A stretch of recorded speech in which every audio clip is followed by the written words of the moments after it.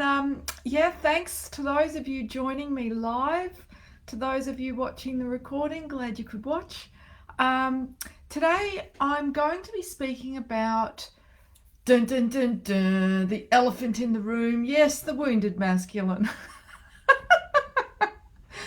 So, we tended to see a swing around the late 60s, early 70s with a bit of man bashing as the pendulum swung from scapegoating the feminine, led by Pandora and Eve about 2,000 years ago. And of course, the pendulum swings the other way. And so, the sort of the peak of it, I suppose, was in the 1980s. I remember. Hi, Chantel. Thanks so much for joining me, darling. I remember I had a diary, All Men Are Bastards, which, whoa, that's just plain old hate right there. So it was a pop art diary and someone gifted it to me. So, and going back and watching films like 9 to 5, there's a lot of rage. Hi, Helen. Lovely to see you guys here. Thank you so much. So, now is the time, rather than passing blame like a hot potato between the genders, is to acknowledge, Houston, we have a problem and heal it, rather than throw the crap backwards and forwards and add a bit more of our own shadow to it as we hurl it across the net, because that really hasn't gotten us anywhere. So my latest book, The Grail, is dedicated to the healing of the collective masculine. And to that end, it is a step-by-step process to awaken the sacred masculine. I've used the hero's journey as a template. So there's 12 chapters, and step by step it awakens the hero. Okay, so that we don't have men, sitting back watching superhero movies passively, rather than being the hero at the 11th hour when our world is in crisis. So today I'm going to be deconstructing the first chapter of my latest book. And if you haven't read it, it's available as a sort of sneak peek. The book will be launched on the 22nd of the 2nd, 2022. Yes, that's deliberate. I was seeing 222 everywhere. So 2 is the number of partnership, of cooperation, of co-creation, and that is the theme for next year. After all of this division and polarization, the theme for next year is to come together. And the Grail was the ancient religion of love that ensured there was not the polarization and division that we see today. In fact, the symbol of the Grail looks like 2 goggles there, but 2 whole sovereign beings coming together in sacred union to create the mandala. Okay, this was one of the symbols of the Grail, and a symbol that's been appropriated by the Cabal and turned into the Olympic symbol and the MasterCard symbol. So it's time for us to reclaim our ancient sacred symbols, because they've all been hijacked and distorted, as has been the Grail. So this is a very controversial, very potentially explosive book because of the claims it makes about the origins of Christianity. But that's a whole other chapter. So today we're just going to focus on the first chapter, which I've called The Ordinary World, because in the hero's journey, we always see the hero or the heroine in their day-to-day routine, okay? So that we can relate to them as the everyman. So in this first chapter, I'm basically recognizing what's present for us right now as a collective. So it starts off, you feel overwhelmed about the stats about our global decline every time you open your news feed. From the extinction of species to the pollution of the elements to the violence perpetrated on the innocents, you're not alone. Cortisol, our stress hormone, is constantly being dispensed into our bloodstream every time we receive digital notifications or see headlines that flood our sympathetic nervous system. And that actually hinders us from clear thinking, from cognitive processing. Okay. So we've kind of got this stasis happening where people are just like, enough already. I think I just watched Netflix in Overwhelm. So, or smoke a joint, or whatever your particular coping mechanism is, having a glass of wine. So, you know, so long as we are in a state of overwhelm and stasis, then things are going to continue to escalate. So, something I did recently was I unplugged. So I've done a deep dive into the global shadow. Didn't do my spiritual bypassing. No, I went, right, let's have a look. And I actually began that 12 years prior to 2020, so whatever that makes that. So I've been aware of the shadow for a very long time. And so it wasn't a surprise when things escalated. So this book is for these times. Okay, this book has been gestating since 2008. Okay, I've done tours all around the world speaking out about the claims that I share in this book, and people have been like, when's the book coming? I'm like, still gestating. But 2021 was the year to birth it. Okay, everything was just like, and now go. So that is because we're at the 11th hour. The 11th hour that is preceding the shift into the Aquarian age, which is the 11th sign. This is why people have been seeing 11:11 on their clocks. You know, it's literally a wake-up call, all right? So this book is how we navigate that wake-up call. So I'm just going to read some snippets from the book and give my take on it. And then I'd also... Oh, hi from Bosnia. Hi, Susanna. Hi, Helen. Thanks so much to those of you joining me live. Fan-freaking-tastic. And you're coming in from everywhere. Look at you. Awesome. Thank you. So, yeah, I'm just going to read a little blurb and then give my thoughts on that and then invite your questions.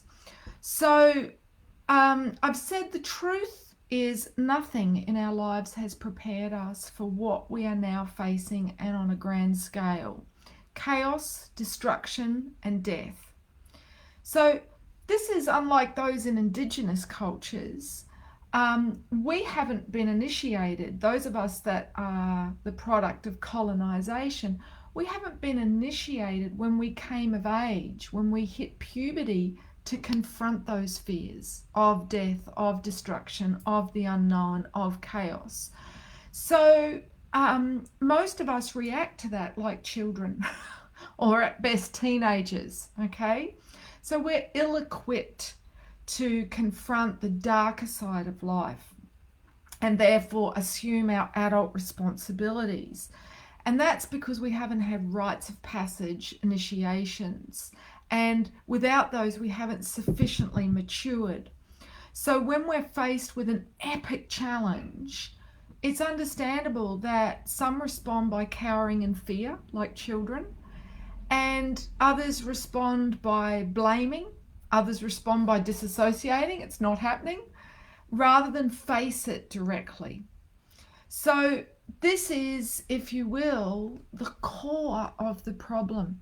So what we've been doing is, you know, like someone trying to stop a damn wall from cracking and breaking, putting our finger in the dike holes to try and stop what is an inevitable crash of an unsustainable civilization. And that's looked like save the whales, save the reef, save this, save that, save the Amazon, right?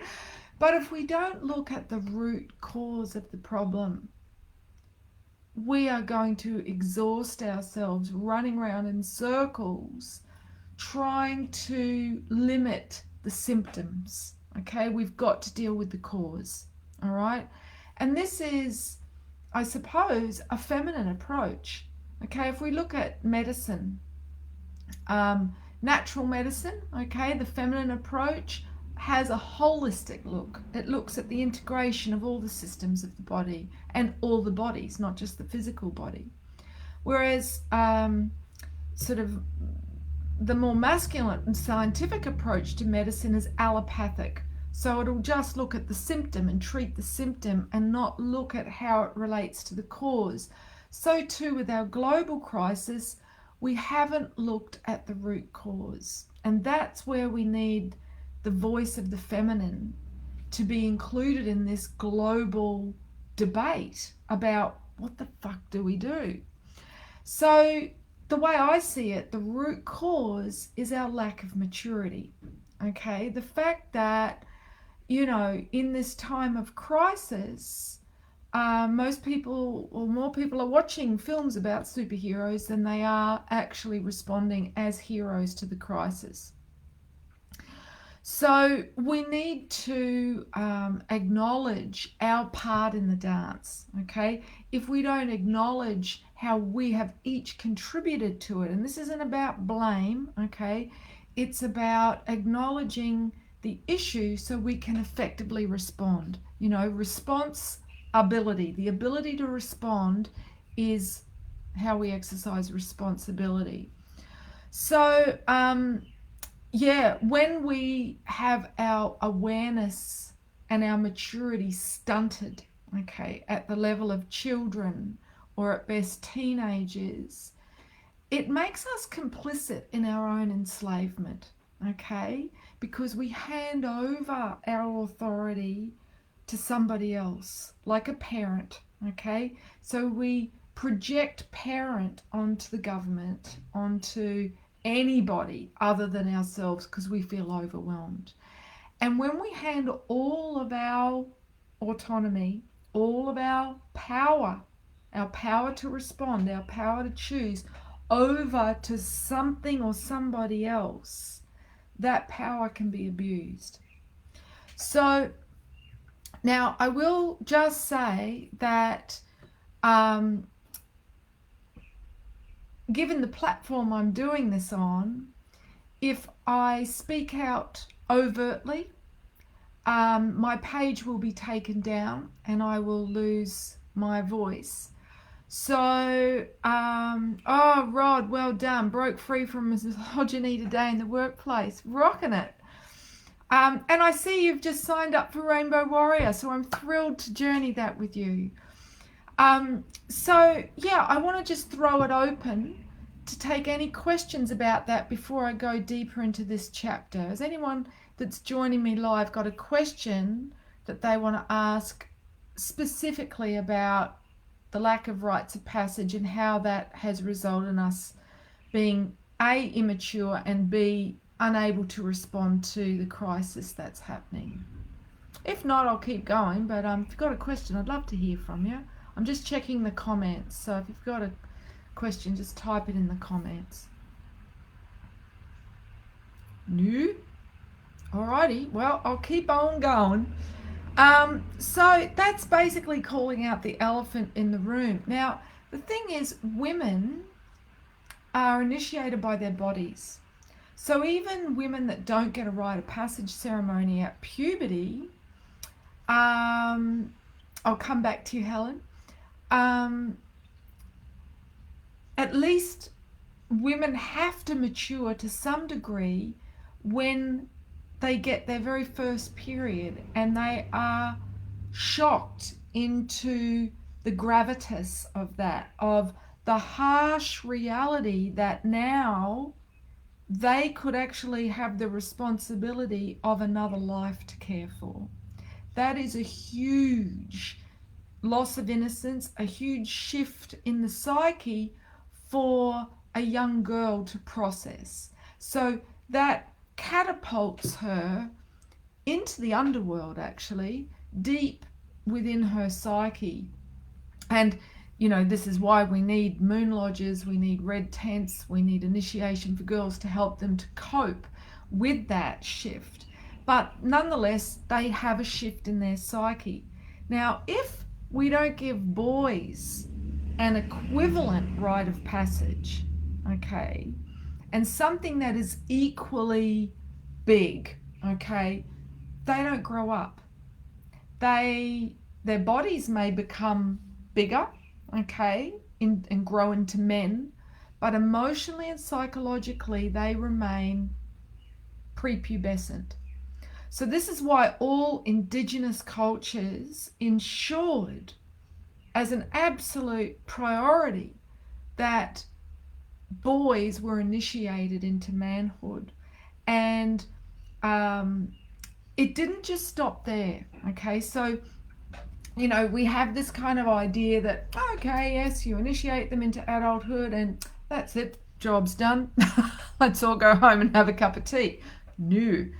So this is something that became aware to me as I was writing this book, because my ancestors helped me with this book. So I started getting visions in 2011. I'll speak in another video about my own process to write this book, but suffice to say, I have Welsh heritage on both sides, and my ancestors step by step were helping me sort of piece together what was the ancient religion of the Grail. And in that religion, when men came of age at 21, so they got a rite of passage into manhood at puberty by the men, all right, to cut the apron strings with the mother. But then at 21, they got the key to the mysteries, which was the key to feminine wisdom. That's when they were initiated into the Holy Grail, all right, by the Magdalens, by the priestesses who were the keepers of the Grail, the keepers of cyclic wisdom that they distilled in their wombs. So if a young man is not initiated into the circle of life, understanding his place in it and having a deep reverence and understanding of the life, death, life, eternal cycle, he unwittingly becomes a force for destruction instead of learning to balance the poles of creation and destruction within himself. So with women, we have to learn to balance that, because during our period, that's when the destructive aspect within us, you know, comes up. And we have to learn how to navigate that. When we're ovulating, we're at our more creative. So we're constantly doing that cycle of creation and destruction. And again, this is why girls need mentoring to learn how to balance those dark and light polarities. But equally, men need that. And so what's happened over the last, few thousand years of patriarchy, men have been taught not to trust women, especially mystic women. Okay, they've been portrayed again and again and again as evil. And so there is a reticence for uninitiated men to listen to the wisdom of women. Okay, it's often dismissed as old wives' tales, it's just mum, what would she know? It's dismissed, it's minimized. But in the ancient world, it was revered as essential to the sustainability of life. Because if we aren't sustainable as people, we can't create sustainable relationships. We can't create sustainable environments. Okay, so again, this is the core of the problem. So I'm just checking. Helen had a question. By consciously aware people giving their power away because they think there's no way out, is that detrimental to our future? Absolutely. Good question. Well, I see it as a big yes, because it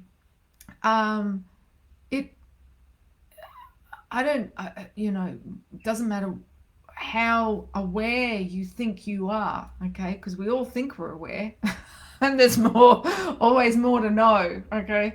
So it's dangerous for anybody, regardless of their level of awareness, to hand over their personal right to choose for themselves what's right for me, according to my conscience, according to what I feel is appropriate for me. As soon as that gets externalized and that most intrinsic of human rights taken away, we're on a very slippery slope. Okay. So that's, what we're experiencing at the moment is the end game of patriarchy. All right.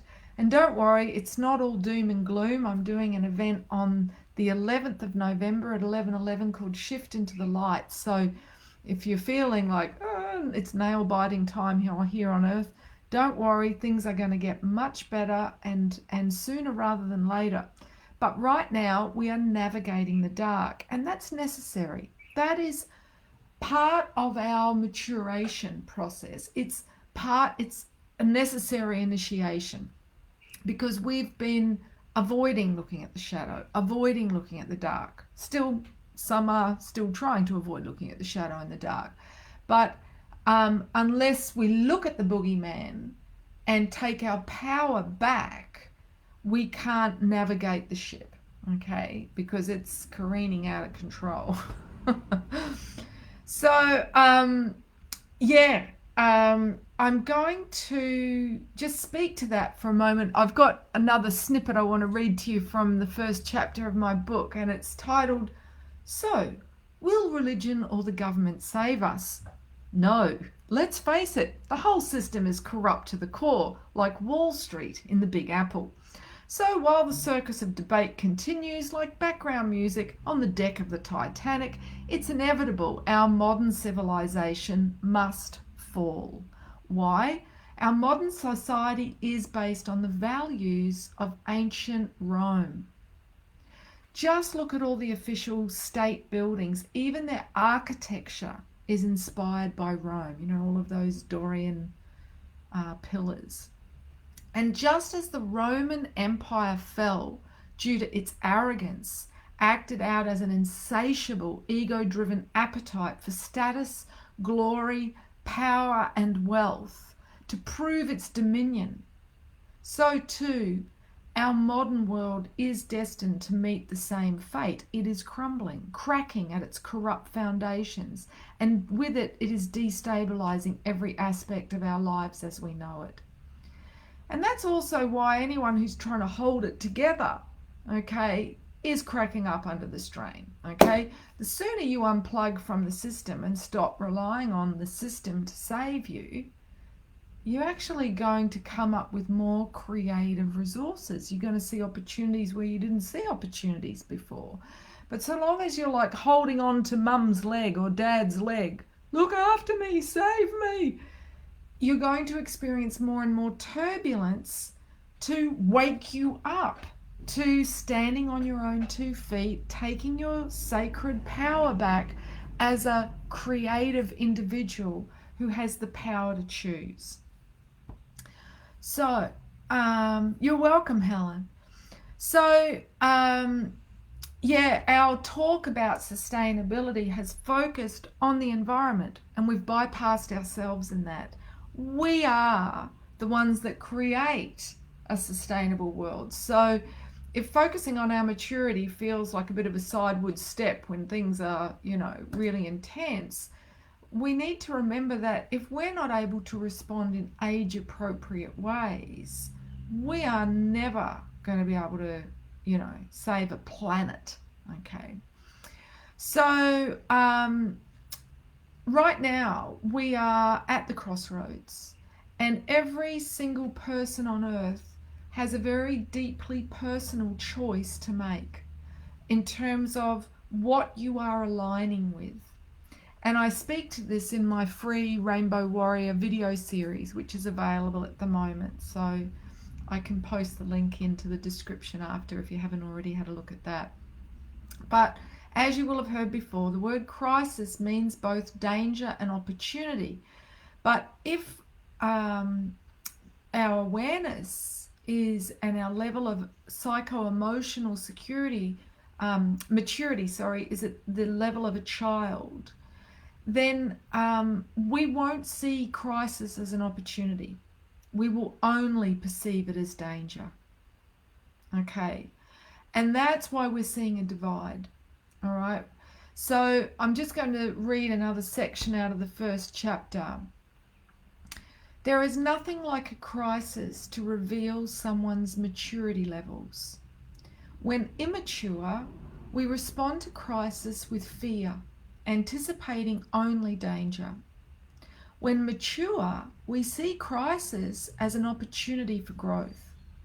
This is why we're now seeing a divide between those clinging to the old paradigm who are looking to governments to save them and those trying to actively seed a new paradigm through innovating change at a grassroots level.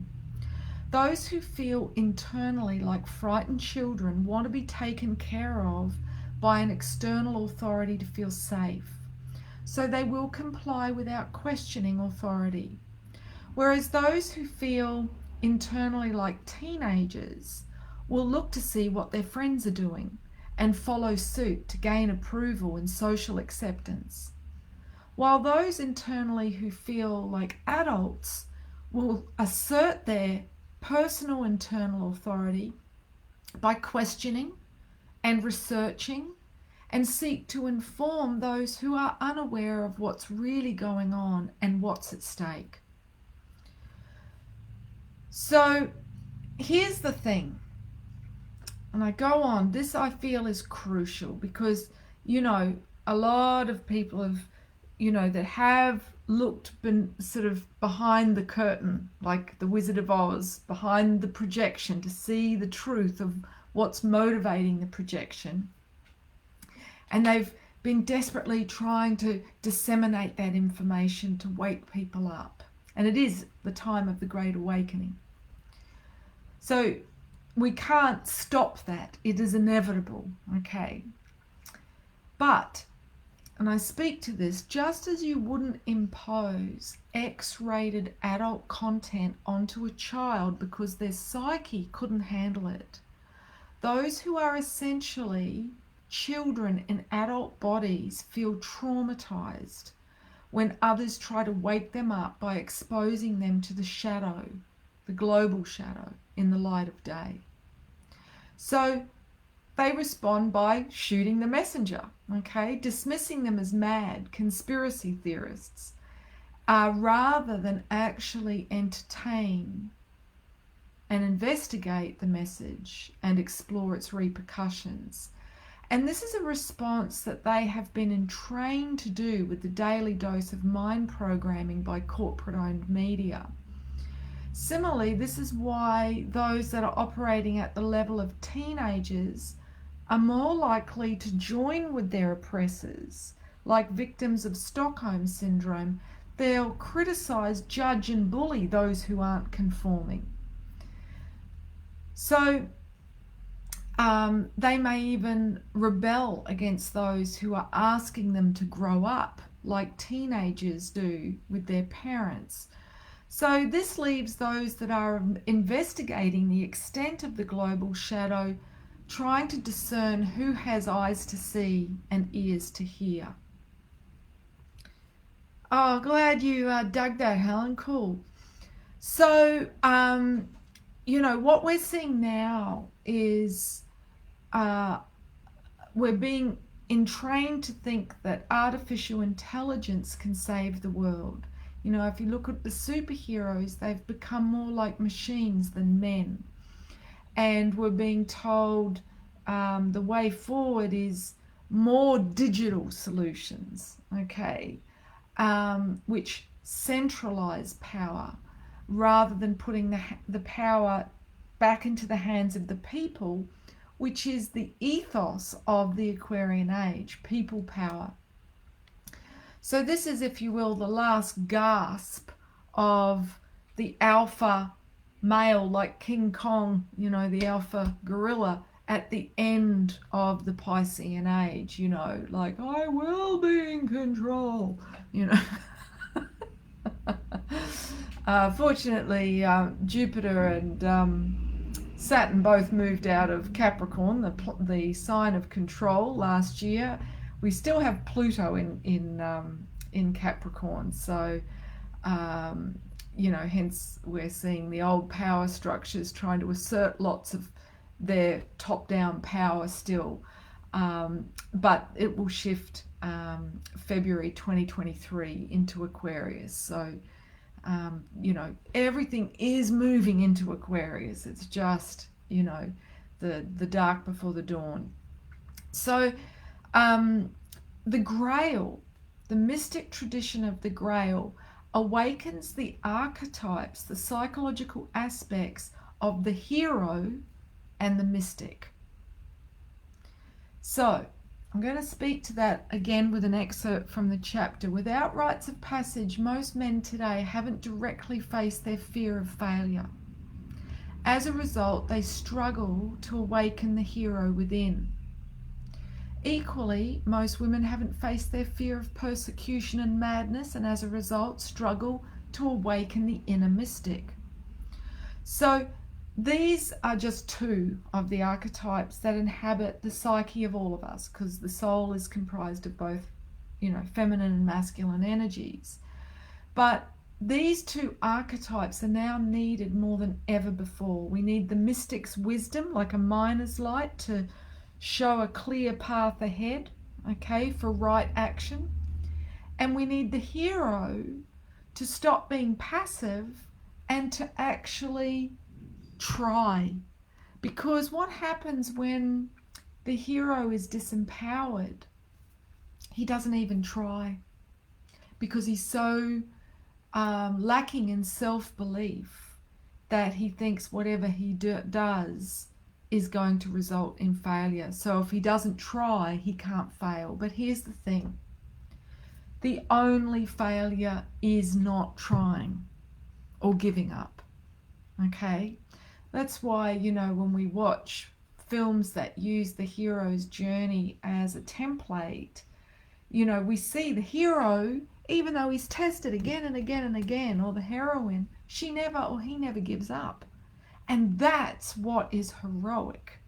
That what is inspiring us to take action is more important to our heart than our own personal ego desires. Okay.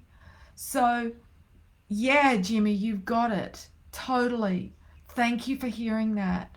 So, my role, as a priestess, as a Magdalene, is to awaken the hero in the collective masculine. I have Chiron, which is the spiritual teacher, in Aries, the sign of the warrior, in the 12th house, which is the house of the collective consciousness. So that is why after 25 years of initiating women, my primary focus is now to initiate as many men as possible into the Grail, into the hero's journey, but from the wisdom perspective of the feminine. Because what's been missing with the hero's journey, and I bless Joseph Campbell for reawakening it, the hero's journey was part of the Grail tradition, but it was just one part. So again, that's kind of, we need to piece it together with the whole picture to really activate the full power of the hero's journey. Yeah, Jimmy, totally. Jimmy's just saying we've been belittled by our own mistakes into thinking we're stuck in a cycle of failure, 100%. And that is why gambling is such a huge addiction amongst men, because men have been programmed to think that their true value is how much money they can make, to be walking wallets, to be able to put a big rock on a woman's finger, rather than going, that's just patriarchal programming. My worth is intrinsic and it can't be measured by any external measurements such as money. So we need to re-empower the masculine so that men can contribute their gifts and their light to the world. And how do we do that? Well, by going down into the underworld with men. So the underworld is the labyrinth, and it's the subconscious, it's the darkness within. And what happens is the taboos, okay, our experience of blood, sex, and death, okay, those three taboos, they initiate losses of innocence. So even if we don't receive a rite of passage ceremony, we're still going to be initiated by life. But without mystic wisdom to make sense of those big life initiations, our psyche remains trapped in the underworld. So there is a huge majority of the group mind at the moment stuck in the underworld, i.e. feeling depressed. So they need the mystic priestesses like Ariadne, like Hel, like Hecate. These are, I'm referring to the mythic wise women that traditionally helped heroes and heroines navigate their way out of the labyrinth. And this is what the Grail does. This is why the Holy Grail was the biggest deal in the ancient world and why the Roman Empire covered it up. And this is what this book reveals, okay? The extent of that cover-up and how that has then distorted humanity. So, yeah, Sean, I tell my students the best shape is a circle, everyone is equal. Absolutely. And a circle builds power for all because it creates a vortex, okay? Whereas a hierarchical structure, most of the people are disempowered, okay? It's only a few people wielding external power over the top. And guess what? That's because they don't feel that they have power unless they're dominating people. So that's another elephant in the room. I will, Shana, no problem. Okay, so we're now entering the Aquarian age, and in myth it's symbolized as the cup bearer. You'll often see someone pouring an urn out. That's considered the sort of the icon of the Aquarius sign and the Aquarian age. So it is a sign that it's time for the Grail to re-emerge after it was buried 2,000 years ago. Okay, so what is the cupbearer? The cupbearer is somebody who has distilled the cyclic wisdom of the cycles within their womb. The womb is the cup within an initiated woman. It wasn't just Mari, the Magdalene. The Magdalene was a title. It meant watchtower, she who looked over the flock, the spiritual leader of the people. There were many Magdalenes. Every town had a Magdalene. Okay. So, and I speak about that in chapter 4 of the book.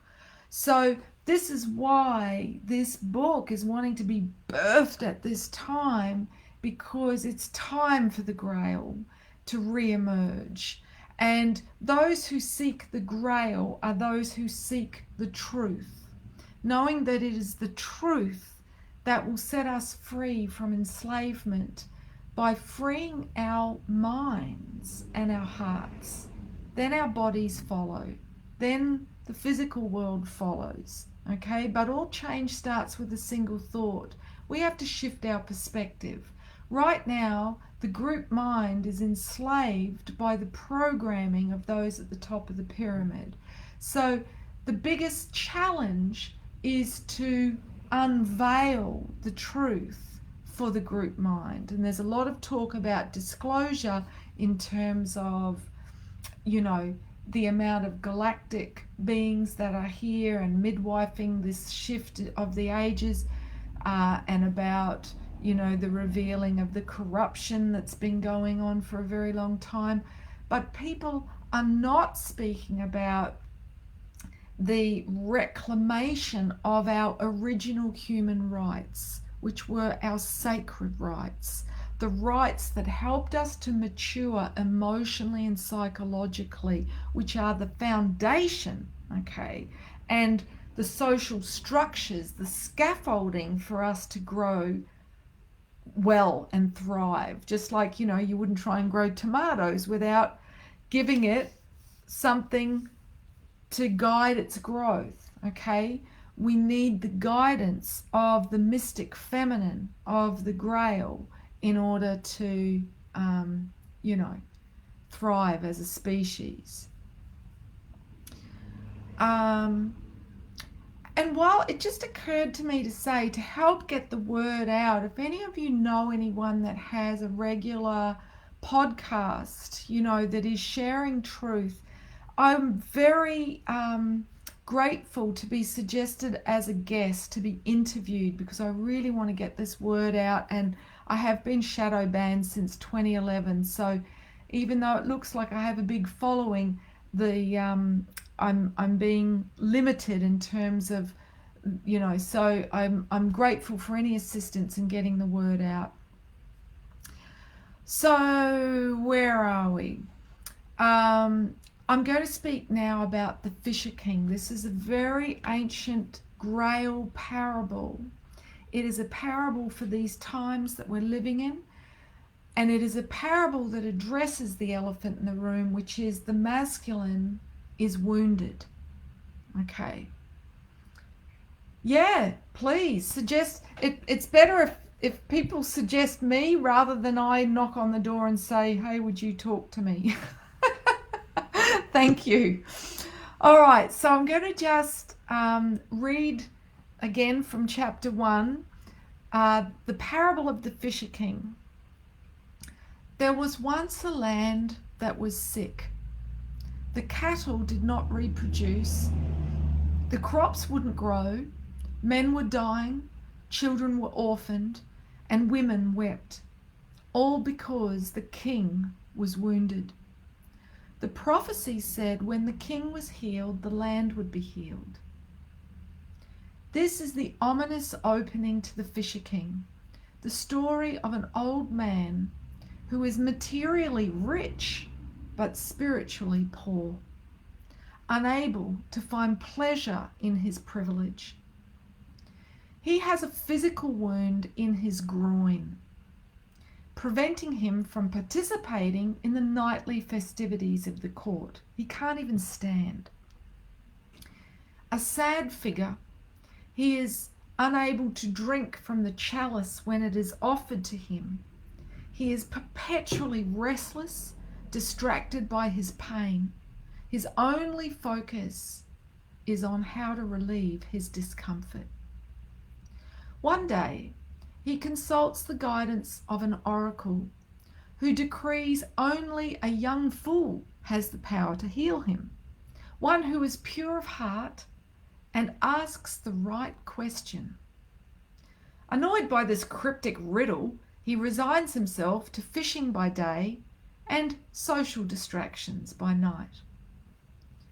One day, while he is fishing on the lake, a sincere and honest youth approaches him to ask where he can find lodging for the night.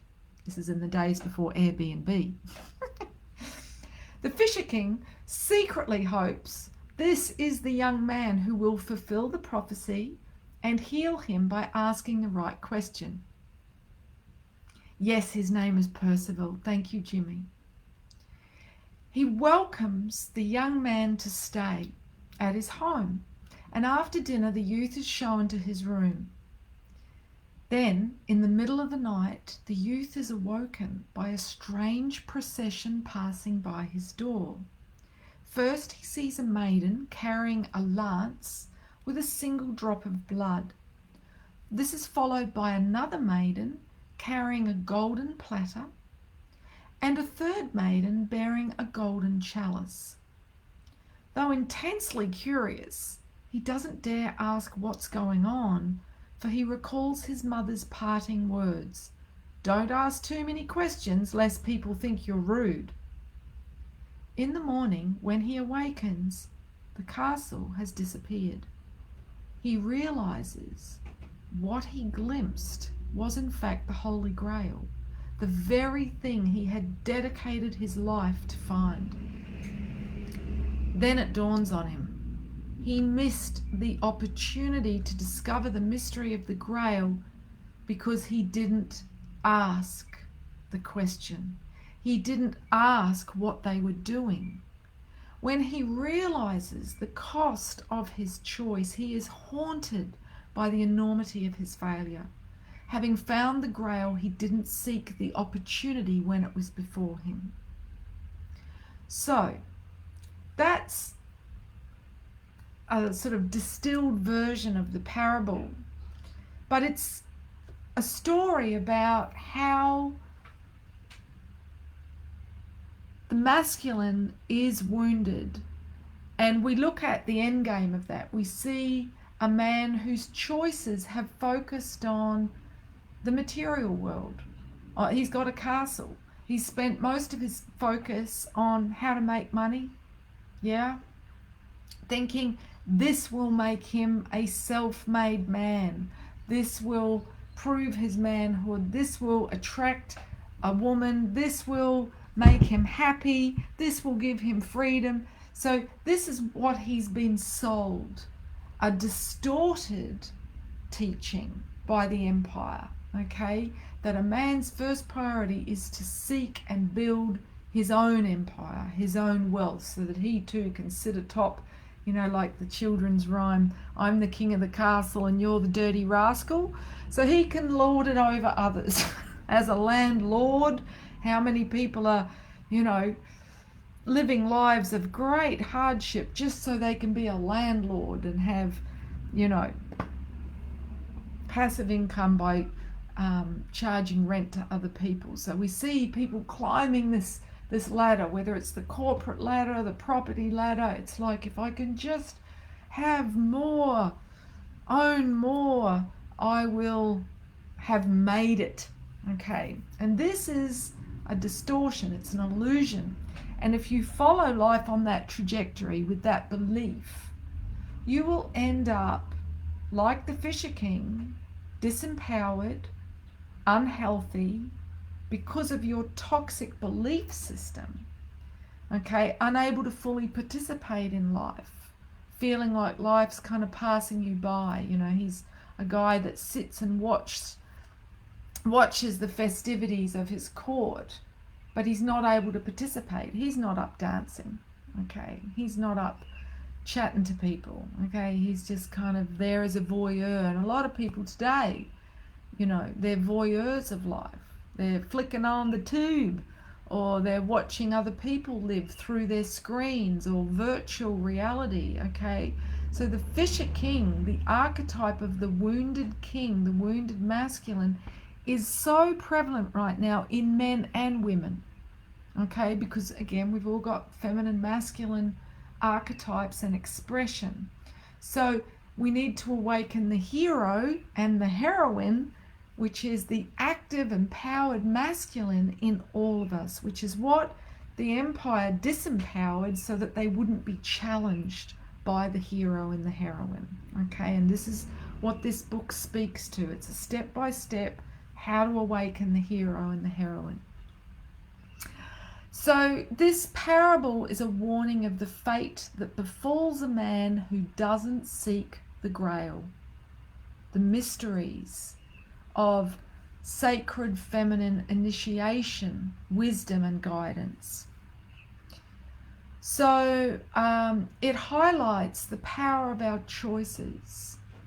So it's illustrated in two ways. First, we see that the old man is the sum of his choices, okay?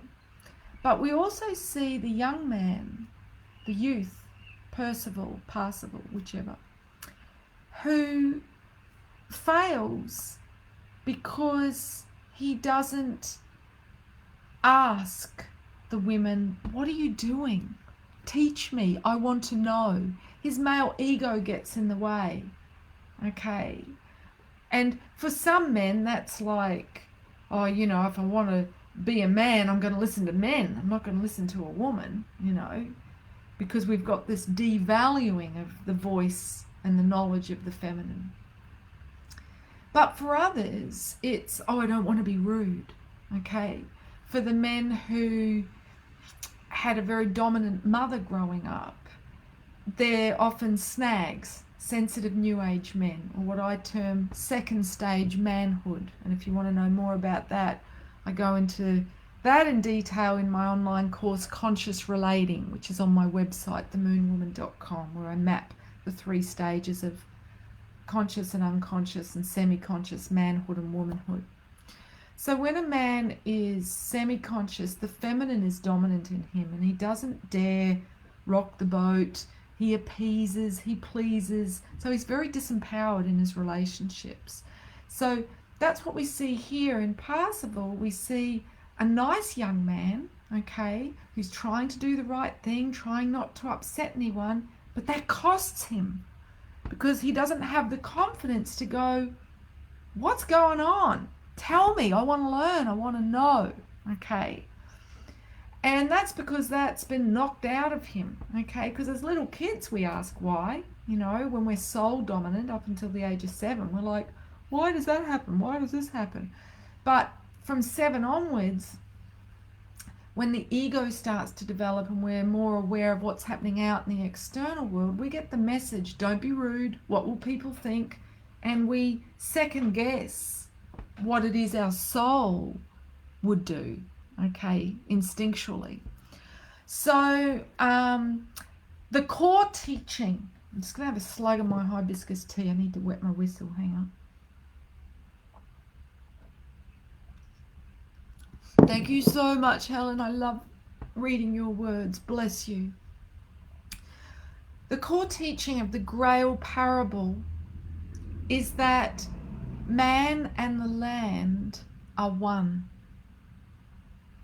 So you might have heard of the poem by T.S. Eliot, The Wasteland. This is inspired by this Grail parable, the Fisher King. Remember at the beginning of the story, it starts off, there was once a land that was sick. Yeah, so the animals are dying, the children are orphaned, the men, topping themselves, women are crying because they're not, you know, they're being used and abused. All because the masculine is wounded. So we cannot heal the world. We cannot restore the health of the land unless we first address the health of the masculine. And I'm not talking about physical health. That's a natural byproduct when men are psychologically and emotionally well.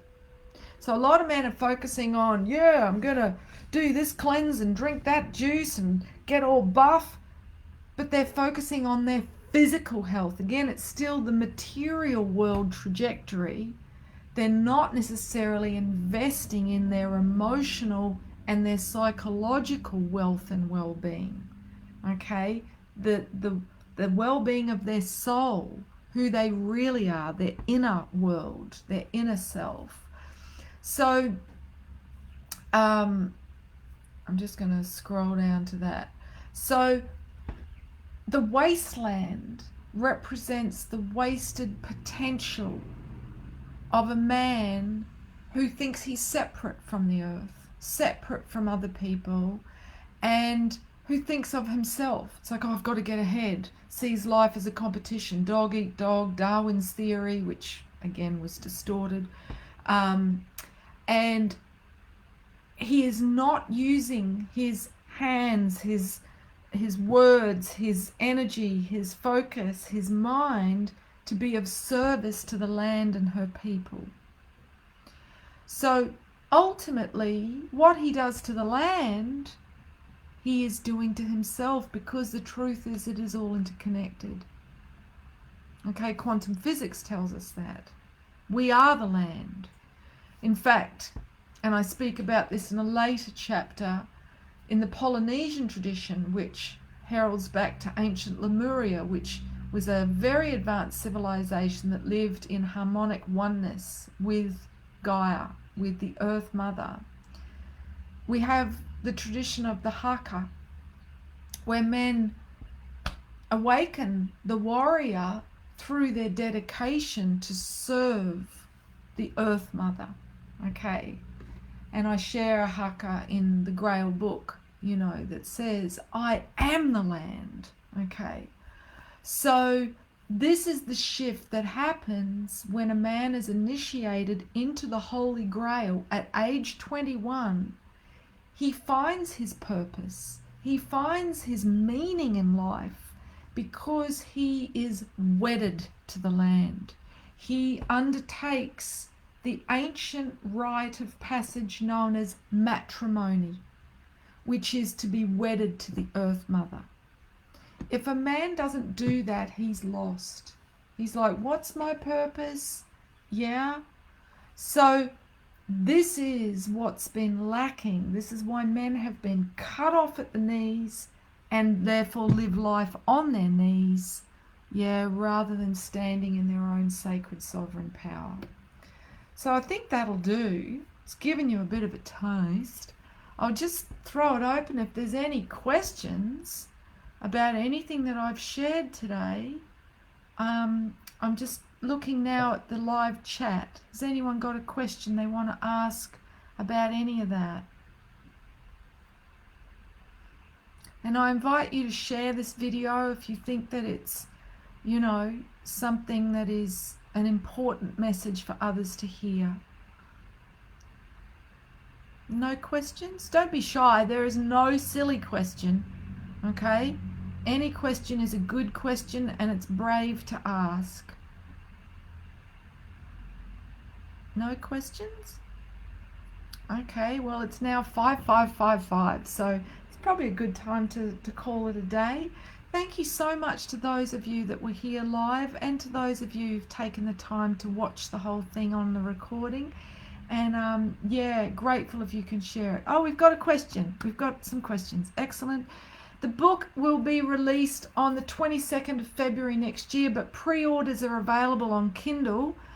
And the more pre-orders we get, the more, hey Kelly, the more chance of this being listed as a bestseller, which will then make its ranking. I speak about the full moon in a separate video, Melissa. You'll find the link in today's daily post. Melanie has asked, what would you say to wounded men on their healing journeys? I would say read this book. But I've also got a course for men starting on November 1st. And it's a Rainbow Warrior course. So it's a step-by-step through the 7 masculine archetypes that govern the chakras. This was another Grail initiation that would prepare men for sacred union.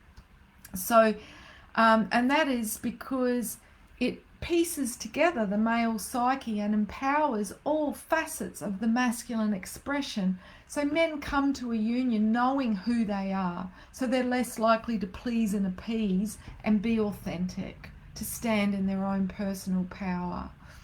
So if you want to check that out, it's on my website, themoonwoman.com, and I'll put a link in the description. So